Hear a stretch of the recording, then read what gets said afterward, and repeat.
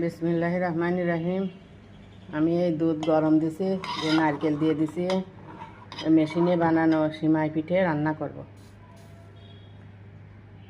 কিছু কিশমিশ আর এলাচ দিয়ে দিলাম।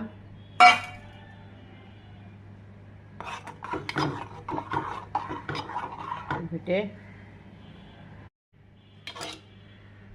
এবার আমি পিঠেগুলো দিয়ে দিচ্ছি।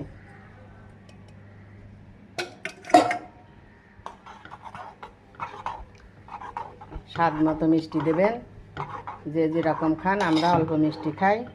নারকেল কোড়া দিছি।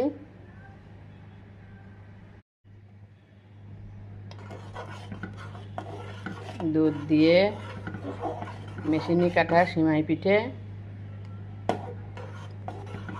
স্বাদ মতো কেউ চিনি দিতে পারেন, গুড়ও দিতে পারেন। নতুন এখন শীতের সময় নতুন খেজুরের গুড় দিলে খুব আরও স্বাদ হয়। কেমন হলো কমেন্টে জানাবেন পায়েসটা রান্না। আল্লাহ হাফেজ।